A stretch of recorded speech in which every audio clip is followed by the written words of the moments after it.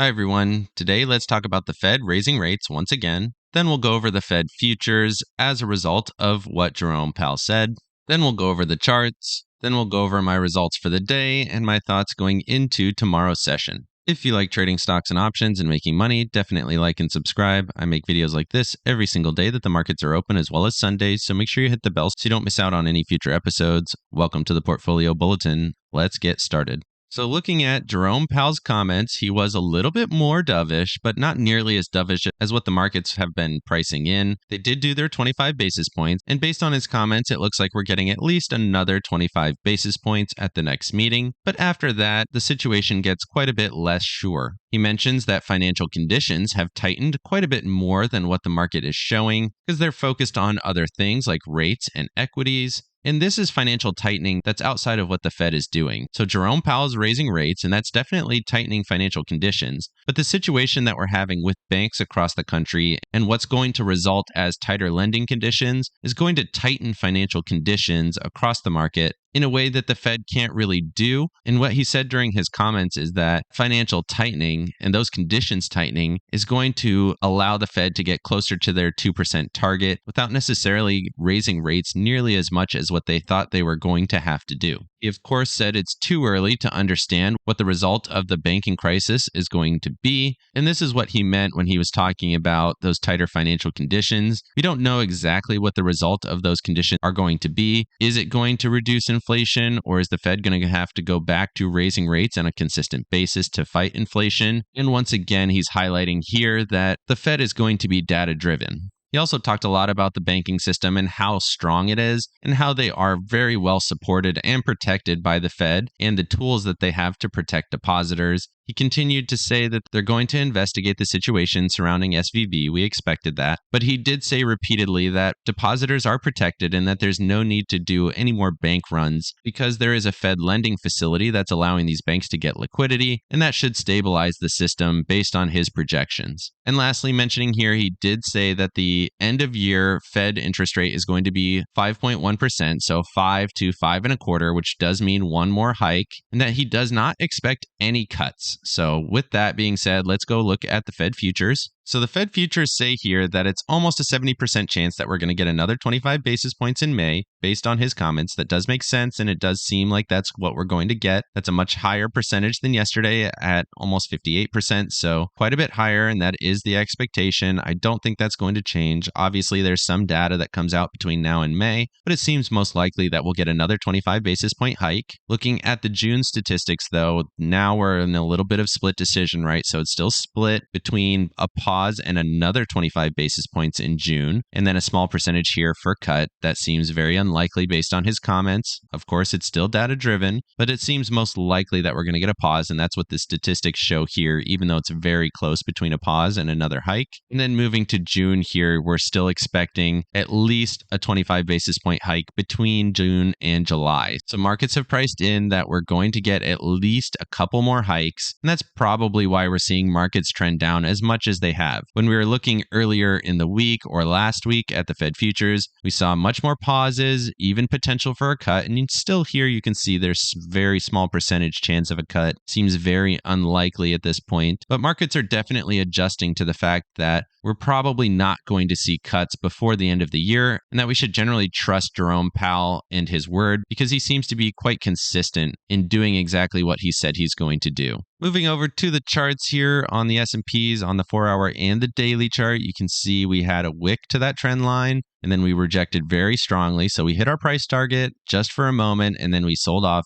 very, very strongly, coming all the way back down to that support level that we had here at 392.48, closed just above that here in the after hours. Looking at the daily chart, you can see that bigger trend line marked the lows here in December, marked support here in February, retested that resistance now, and we're rejecting from that level. You have to expect that this is going to be bearish now going into tomorrow's session. Looking at the 4-hour, similar volume to what we saw here just a couple of days ago, but very high volume compared to what we saw over the last few days. Daily volume, not that high, but momentum moving back in the bearish direction, and generally, in my opinion, that this is going to move back down. Probably going to retest the lows and maybe retest the lows going back to December as well. This looks significantly weaker here now than it did yesterday. We got the up move that we expected, tested wick resistance, and now we're breaking down. So more bearish price action to come here on the SPY, in my opinion.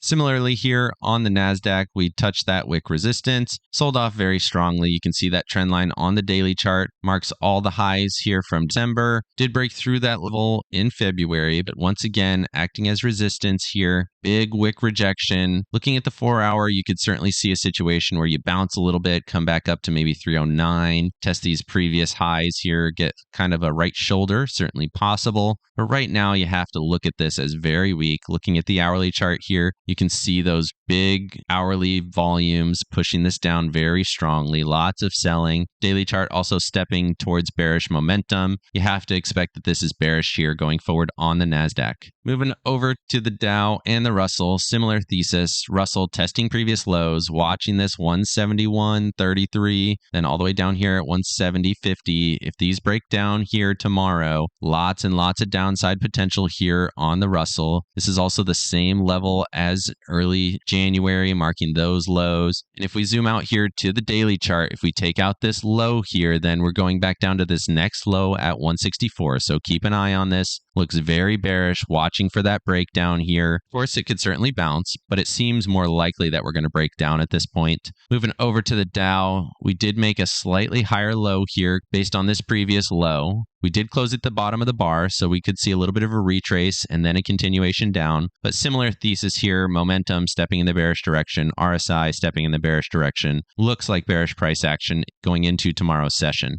Moving over to Apple and Tesla, looking at Apple, did exactly what we thought, threw a wick up to that resistance, 160, 162, right in that zone, found rejection, engulfed the entire previous candle, looks very weak. Next highest volume down here at 155 at this previous consolidation and top. Looks like that would be where we're going. If that breaks down, then we're looking all the way back down at support here at 152. Looks significantly more bearish than it did yesterday. Momentum stepping in the bearish direction. RSI bearish.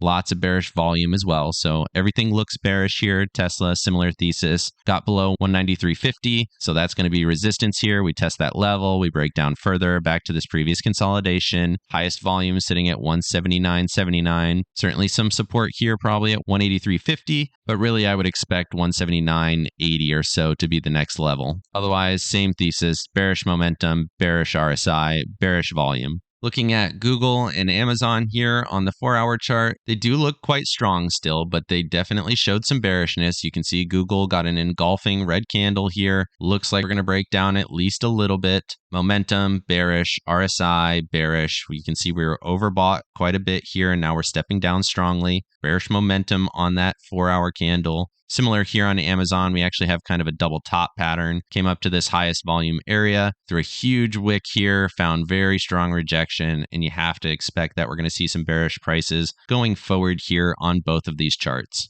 Moving over to consumer staples and discretionary here. Staples sold off, big bearish volume, similar to everything else, but it's still holding up fairly well, not really close to its most recent lows. And looking at discretionary, it's actually quite similar here. Big bearish candle, big wick rejection. Does look weak going into tomorrow's session, but really there's not a lot of divergence between these two going forward. Really, I expect both of them to fall in tomorrow's session. Moving over to transports here, similar to everything else, big down move as we expected. We're still at support, so we're watching whether this is going to break here. I do expect it to break, and that will probably retest this deeper level here at 215. If that 215 level breaks, zooming out here on the daily chart, we have this next low at 211, 212. Daily momentum has still been bearish, so that's interesting. Probably not going to see a step down further here, but RSI moving more bearish. Looking at the 4-hour chart, however, you can see we had a little bit of bullishness, stepping down into bearishness now. Does look like we're getting further lows here on RSI. Big bearish volume as well, similar to what we had going back to 10 March here on February. Big bearish volume.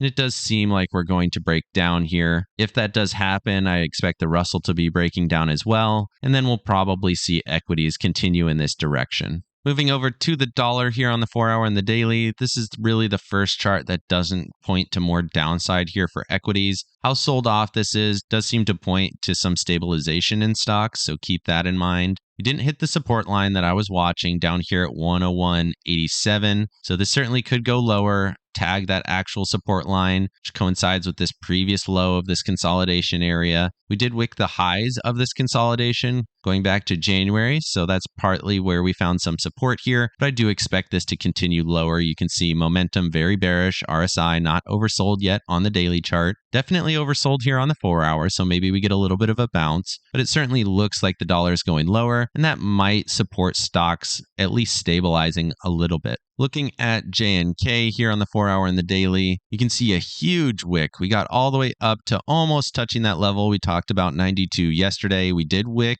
the 200 SMA and the 144 on the 4-hour chart. Pretty expected. I know we talked about those levels here. We also wicked that resistance level, but it ended up being a green candle here with lots of bullish momentum, which is interesting. So we have bullish momentum, bullish volume, bullish RSI. Still looks like a doji on the daily chart, but still a gap up and slightly bullish momentum here. So JNK is still pointing to a little bit of bullishness, which is interesting considering what we're seeing across the rest of the market. So dollar falling, JNK rallying, and equities moving down is a little bit weird, but maybe we see a little bit of equity strength going into tomorrow's session. Just keep this in mind in your trading tomorrow. I do expect bearishness, but JNK holding up quite strong here at the end of the session. Looking at TLT here just for a moment, not much to add. You can see we're still consolidating in this zone. We've been here for a while. We gapped down yesterday, got a doji at support, gapped down a little bit further, tested the 55 EMA on the daily chart, and then rallied quite strongly, sitting just below the 200 SMA on the daily chart, which is interesting. Overall looks bullish though, momentum in the bullish direction, bullish volume, big step up from yesterday's volume. Daily RSI looks bullish, momentum stepping down here, but it does look like we might be trending, pushing back up to this 107 level. That would be interesting. We also have some wicks up here at 108.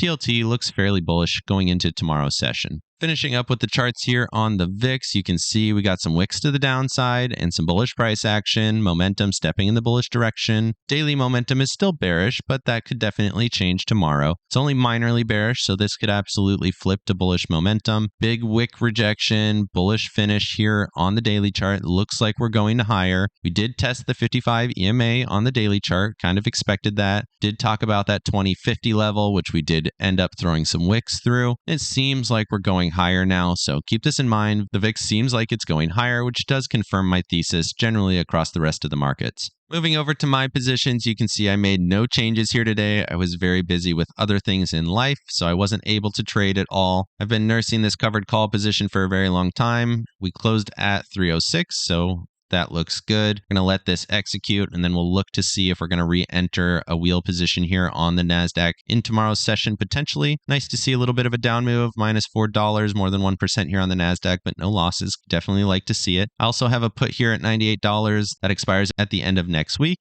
Got a small open profit here. We'll see how that plays out. I do still expect Google to move down a little bit. I'll probably look for a 50% profit here, just a couple of bucks. This is a new trade that I'm kind of experimenting with, and it seems like this is going to work out going into the end of the week. Otherwise, watching that IWM to see if it breaks down seems like a good trade. And like I said, we'll see if I reestablish a NASDAQ position here now that we have a little bit of bearish momentum, and it seems like we're going to get more in tomorrow's session. Let me know down in the comments what you thought of Jerome Powell's comments. Is the banking system safe? Is he going to be able to keep rates higher for longer as he continues to message? Or are we going to see cuts like the market continues to say we might? Definitely like and subscribe if you got any value out of this video, and make sure you hit the bell so you don't miss out on any future episodes. Of course, none of this is financial advice. This is all for entertainment purposes. Good luck in your trading and have a great day.